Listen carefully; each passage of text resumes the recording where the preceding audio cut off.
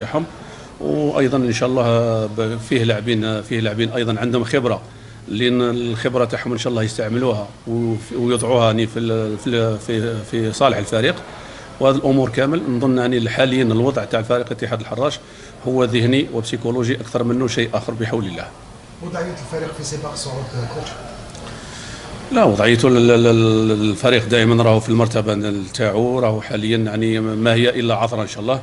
راح هنا بالمقابله الجايه راح ان شاء الله نحاولوا ان شاء الله بحول الله وبتضافر جهود كامل لاعبين اداره جمهور باش ان شاء الله نصحوا المسار، وان شاء الله نحققوا الهدف في اقرب وقت ممكن باش نقدروا نحضروا باريحيه البلاي اوف بحول الله. ما يديروش عليك نوع من الضغط كوتش، لكن تشعر بحجم المسؤوليه، لانه كي نقولوا نادي اتحاد الحراش ما نقولوش غير مدينه الحراش، راهي مقاطعه باكملها، يعني مقاطعه كبيره ما تخلاص، يعني كل الناس في مقاطعه اتحاد الحراش راهي تحكم بتحقيق الصواب.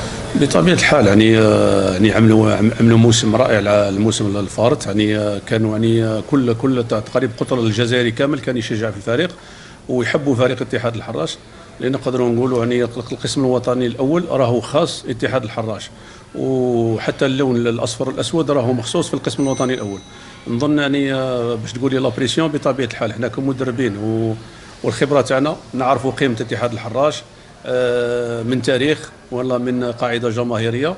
ان شاء الله هذا الضغط ان شاء الله نعرفوا باللي ابناء الحراش رايحين يحولوه الى ضغط ايجابي باش ان شاء الله يعاونوا هذا اللاعبين فيما تبقى في المشوار، ما هي الا ان شاء الله 30 يوم او شهر و10 ايام، وان شاء الله يتحقق هدف الفريق بحول الله.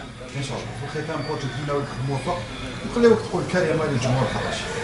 احنا بطبيعه الحال نطلبوا دائما من الجمهور باش يكون السند وهذا المطلب يعني موش جديد على جمهور الحراش، لانه جمهور الحراش حتى ولو الفريق يكون في اسوء ظروف تاعو يبقوا مآزرين وعندهم حب الانتماء. انا نظن الجمهور الوحيد اللي عنده حب الانتماء للنادي بدون ماديات.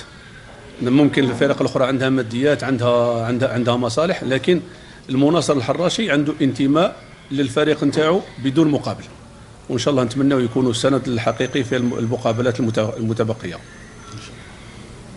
سي بون.